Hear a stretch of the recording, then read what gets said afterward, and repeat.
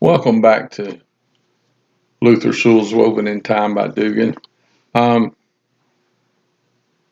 Today's episode is going to be kind of the way I think, just randomly, for no reason at all. But I've been thinking about some things, and um, in my life, and I think in most people or a lot of people's lives, there have been people that have just crossed my path, and um, just for very short intervals of time. And when I say very short, I'm talking just a few minutes, but they had an impact on you that created memories that I never forgot anyway. And I'd like to share a couple of those with you.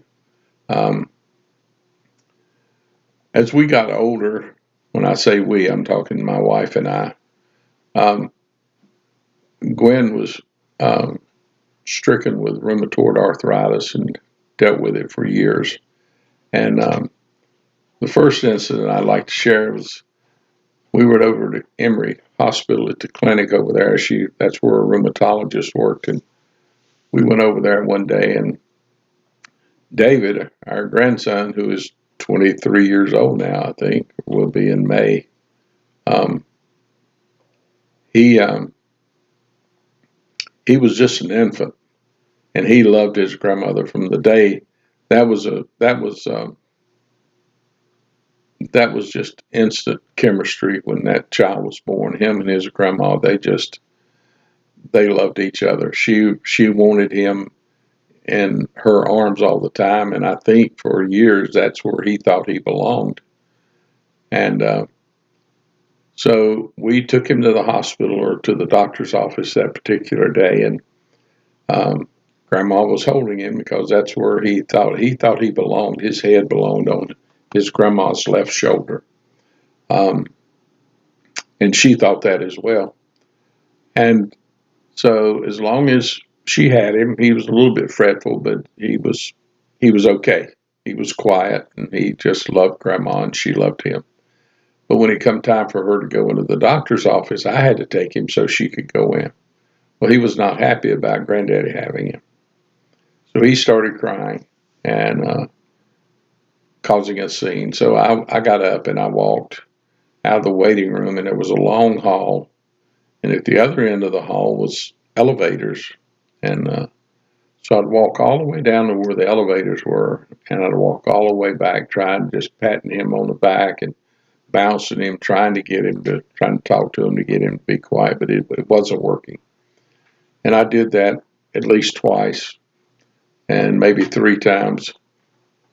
And then when I got down to the elevators the second or the third time, there was this little old lady.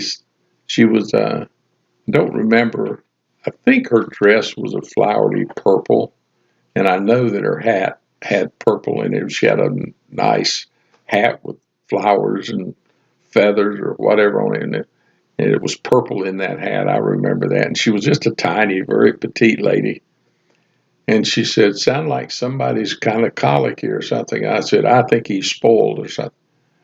And she says, "Well, would you like for me to try to get him feeling better or something?" I said, "If you want to, I'd give him to you." And so she laughed, and she says, she looked around. There was a bench in the corner away from the elevator. She said, well, let me sit down, and then I'll take him. So she sat down, and she said, now I'll take him now. So she reached for him. I handed to him. She held him up a little bit and talked to him and loved on him a little bit. And then she put him on her shoulder, and she patted him a couple times. And then she laid him down face first on her legs. She was had his stomach was against her legs, and she patted him on the back a little bit. Then she started rubbing it. She said, "Let's see if we can find out what the problem is." And she was just rubbing his little back around and around. And she said, "Let's see if we can find it." In a few minutes or seconds, I guess it was, she says, "I think I found it." And she just started rubbing in one spot. And she just kept rubbing and rubbing in a little circle. And in a few minutes, he let out a big old burp. And she said, that's it. Now I bet he feels better." And she patted him on the back a little bit, and she started rubbing his whole back again. She said, "Let's see if we got it all." So she rubbed a little bit. She said, I believe I found a little bit more. And she started rubbing another little spot around and around and around. She went. In a few minutes, he burped a little bit. She said, that's it. I believe we got it all now. And she patted him a little bit. And he just started cooling. He was fine then.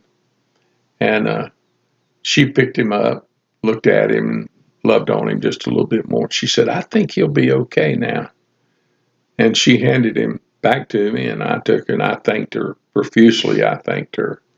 And she was just a very gracious lady. She went over. She had missed a couple rides on the elevator, but she went over there and pushed the button again, and she got on the elevator, and I went back down, and I was able to sit down in the waiting room. And even though that was just a few minutes, it had an impact on that I've long remembered. I've remembered it over 20 years ago that happened, and it still is just fresh as it could be. Uh, Along about that time too, we were in a restaurant in downtown Atlanta. It was in on Ponce de Leon or Ponce de Leon. Um, we I had a at the time I had a pair of high top uh, Reebok shoes. I never tied them. I just slide in them like slippers, and that's the way I wore them. And I was wearing those that day, and I was pushing Gwen in her wheelchair. And this lady stopped me, a young lady. She probably wasn't 30 years old, and well dressed, sporty type dress. But uh, she said, "Sir, let me tie your shoes. You're going to fall." And I said, "No." I said, I'm okay. I don't tie those shoes. You're going to fall." And I thought I was going to have to arm wrestle the girl to get her to let me wear my shoes the way I wanted to. She she just she was insistent on tying my shoes so I didn't fall. I said, "Ma'am, I promise you I'll be okay." I said, "I couldn't untie them if you tied them." I said, "I never would be able to get them off." So she finally let me go. But those kinds of acts of kindness that I've received from people, strangers that I didn't know, people that didn't have any reason. There's another incident happened to me more recently, probably 3 years ago or so. I was in a gym. I need to tell you about going to the gym too, because I'd never been in a real gym until I was in my late 70s. But I was in the gym working out on a piece of equipment that I probably had no business working out on, but I was. And I slipped and I fell. And when I fell, I let go of I was pulling weights from up here down. And when I fell, I let go of those and I fell off the end of the bench onto the ground, flat on my back. I wasn't hurt, but I was embarrassed. And I remember looking around immediately to see it, hoping nobody had seen me. But on the other hand, hoping somebody would come to my rescue. But I noticed there were a few people that didn't want to see me. They saw me, but they looked away immediately. They didn't want. And I didn't feel hard toward those people. I just thought, but there was this young man, probably, I don't know, he may not have been 20. I know he wasn't over 25, but he was a big, strong, strapping young man. And he came from a good ways away, but he heard, I guess he heard it when I dropped the weights, he heard them clang back down. And he came immediately. And he came over and he said, first of all, he asked me, he said, "Are you hurt, sir?" And I said, "No, I'm not hurt." I said, "I need help getting up." And he said, "Well, what do you want me to do?" I said, I don't want you. I said, "Just let me hold you and pull myself up because I've got terrible knees." And so he held just a forearm down, and I said, "Let me just hold on to that." And he held his arm up, and I might as well have been a steel bar because he could handle my weight. And I was able to pull myself up. I thanked him again profusely for the assistance he had given me.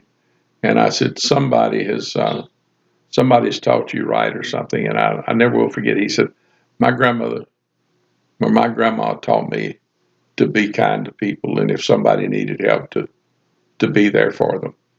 And I said, well, your grandma did a good job. And I said, I'm thankful for her too. And I said, what's your name? And I don't remember his name, but I remember he held his forearm out, and he had a tattoo on the inside of one of his forearms. I think it was his right forearm, but he had a tattoo on there, and it had a big Z, and his name had a Z in it. And he said, everybody just calls me Z.